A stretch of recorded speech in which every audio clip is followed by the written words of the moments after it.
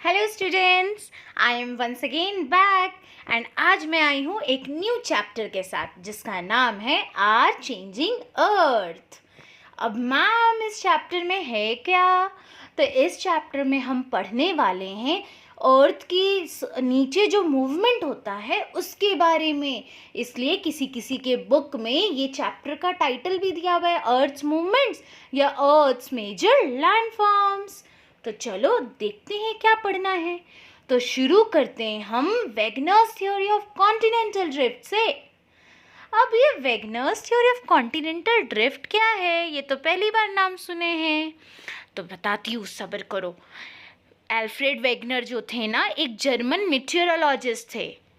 कौन थे Alfred Wegener? एक जर्मन मीटियोरोलॉजिस्ट। अब मीटियोरोलॉजिस्ट क्या होता है? तो वो पर्सन जो मीटियोर्स और मीटियोराइट्स की स्टडी करता है उन्हें हम मीटियोरोलॉजिस्ट कहते हैं। तो ये ऐसे ही बैठे हुए थे किसी दिन, इनको काम सूझ नहीं रहा था कुछ, सोचे चलो बच्चों के लिए पढ़ाई थोड़ा डिफ़िकल्ट बनाते हैं। आई एम जस्ट किडिंग, ऐसा कुछ नहीं था। Just what was the thing is कि इन्होंने कुछ स्टडीज़ किया जिनसे इनको ये रियलाइज़ हुआ कि जो आज हम देख रहे हैं पृथ्वी, पहले वैसी नहीं थी। ये जो कॉन्टिनेंट्स और ओशियंस आज दिख रहे हैं पहले ऐसे नहीं थे। मिलियंस ऑफ ईयर्स अगो ना, जितने लैंड मास हमको देखने को मिलते वो सारे एकजुट थे और एक बड़ा कॉन्टिनेंट बनाते थे, सुपर कॉन्टिनेंट बनाते थे जिसका नाम था पैंगिया। ठीक है, अब यही कॉन्टिनेंट में सारे जितने कॉन्टिनेंट्स दिख रहे हैं आपको, ये जुड़े हुए थे। अचानक से ये टूटे, और जब ये टूटे ना तो टूट करके बिखर गए, और बिखर गए तो अलग अलग कॉन्टिनेंट बन गया, और जो बीच में पानी वाला जगह आ गया वो ओशियंस बन गया। तो इन्होंने ये बात कही। अब ज़रा समझते हैं थोड़ा सा क्या है इनका डिटेल ज़रा। तो आपको ये ड्राइंग दिख रही है, ये पिक्चर दिख रहा है। तो वेगनर का कहना है कि पहले पृथ्वी लगभग आज से 250 मिलियन ईयर्स अगो ऐसी थी। ठीक है, सारे कॉन्टिनेंट्स एकजुट थे और सारे मिलाकर के एक बड़ी ज़मीन बनी हुई थी, एक ही लैंडमास था जिसका नाम था पैंगिया। बाद में कुछ एक्सटर्नल और इंटरनल प्रेशर पड़े, मतलब कि कुछ ज़मीन के नीचे से प्रेशर पड़े और कुछ नेचर के प्रेशर पड़े, और उन सब के कारण क्या हुआ, ये टूट गए विथ टाइम, और टूट करके इधर उधर बिखर गए। अब जहाँ जहाँ ये बिखर करके गए वो कॉन्टिनेंट्स बन गए, और उनके बीच का जो पानी था वो बन गया आपका ओशियन। और इसी थ्योरी को कहा जाता है वेगनर्स थ्योरी ऑफ कॉन्टिनेंटल ड्रिफ्ट। मतलब कि वेगनर की थ्योरी जो किसके बारे बताती है, कॉन्टिनेंटल ड्रिफ्ट, यानी कॉन्टिनेंट कैसे ड्रिफ्ट किए, कैसे सेपरेट हुए, कैसे हिले, इसके बारे में। अब मैम ये कुछ भी कहेंगे हम लोग मान लेंगे क्या? हाँ, नहीं नहीं, ऐसे नहीं मानेंगे, उसके लिए भी अभी हम प्रूफ देंगे, टेंशन नॉट। अभी पहले यहाँ देख लो पिक्चर। पैंगिया आज से लगभग 250 मिलियन ईयर्स अगो ऐसा दिखता था। फिर धीरे धीरे ये दो हिस्सों में टूटा दिख रहा है, लॉरेशिया और गोंडवाना लैंड। फिर थोड़ा थोड़ा समय के साथ और टूटता गया, और आज प्रेजेंट डे जैसा जो दिख रहा है ये अब दिखता है कॉन्टिनेंट। अब आप ऐसे कैसे बोल सकती हैं मैम, कुछ तो प्रूफ दीजिए। तो लो बेटा, प्रूफ है मेरे पास। ये दिख रहा है आपको फिगर, ये फिगर है पैंगिया का। अब अगर आप इसको अच्छे से देखोगे तो आपको देखने को ये मिलेगा कि जो आपका अफ्रीका का वेस्ट कोस्ट है और जो आपका साउथ अमेरिका का ईस्ट कोस्ट है, वो लग रहा है जैसे कि एक ही बड़े टुकड़े के दो हिस्से हैं जो कि आपस में टूट गए थे। यानी कि अगर अलग अलग कॉन्टिनेंट्स को हम जोड़े तो उनका शेप जब आपस में जुड़ता है तो जोड़ने के बाद एग्जैक्ट सेम शेप दे रहा है जो कि पैंगिया का है। इसीलिए वेगनर की थ्योरी को वैलिड कंसीडर किया गया और माना गया कि वेगनर की ये जो सोच थी, ये जो उनकी डिस्कवरी थी, ये बिल्कुल करेक्ट थी। क्लियर है? तो उन्होंने हवा में बात नहीं कही, उन्होंने भी अच्छी खासी स्टडी की है और उसी के अनुसार ये बात कही है। अब इन्होंने तो थ्योरी दे दी। अब इनके थ्योरी देने के बाद भाई आदत है ना, वो पॉपुलर हो रहा है, कैसे छोड़ दे, हमको भी कुछ करना होगा। यानी कि डायनामिक नेचर होता है हमारा, हम इम्प्रूवमेंट करते रहते हैं। तो वैसे ही वेगनर की थ्योरी के ऊपर भी एक इम्प्रूवमेंट आया जो ये बताया कि मॉल्टेन मैंटल, मैंटल पता है ना, हम लोग पिछले वाले इंटीरियर ऑफ द अर्थ में पढ़े हुए हैं मैंटल के बारे में, पता है ना, सेकेंड लेयर जो होता है। हाँ, तो जो सेकेंड लेयर है ना उसमें कुछ प्लेट्स हैं जो फ्लोट करते रहते हैं। ठीक है, और ये जो प्लेट फ्लो कर रहे हैं ना, यही के इन्हीं के अंडर में आता है, इन्हीं के इन्फ्लुएंस में हमारे कॉन्टिनेंट्स आते हैं।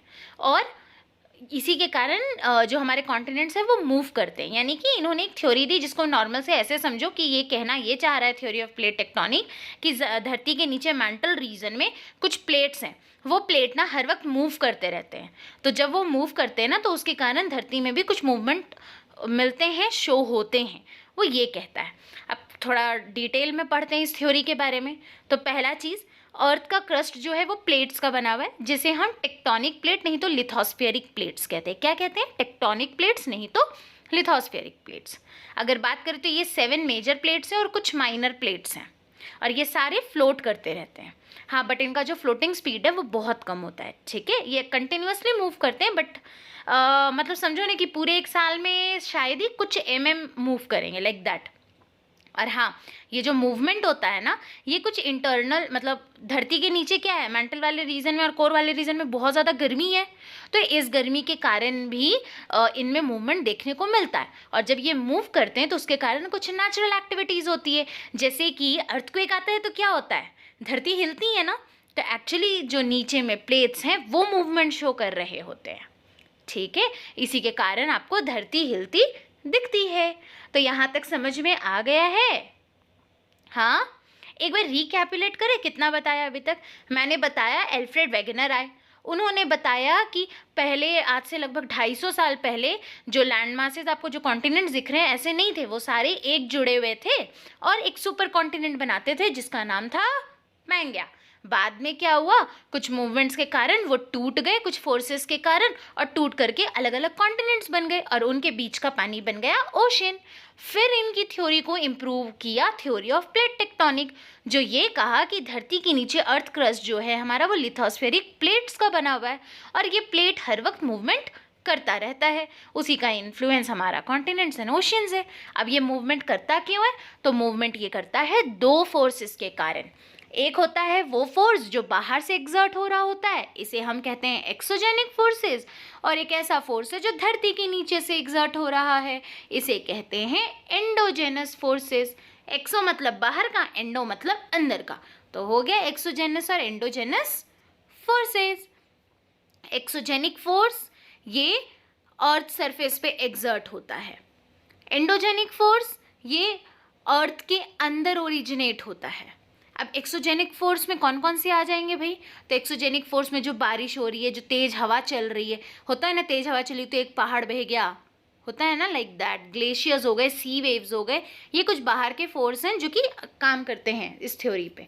और एंडोजेनिक फोर्स देखें तो एंडोजेनिक फोर्स में धरती के नीचे जो प्लेट्स हैं वो कई बार मूवमेंट शो करते हैं, जैसे कि मैंने बताया मॉल्टेन स्टेट रहता है नीचे, तो उसके कारण क्या होगा, मॉल्टेन है यानी कि एकदम गर्म और पिघला हुआ है सारा मिनरल्स वगैरह, तो वो क्या करेगा, प्लेट में मूवमेंट करेगा ना, लिक्विड है भाई तो करना ही है, तो बस।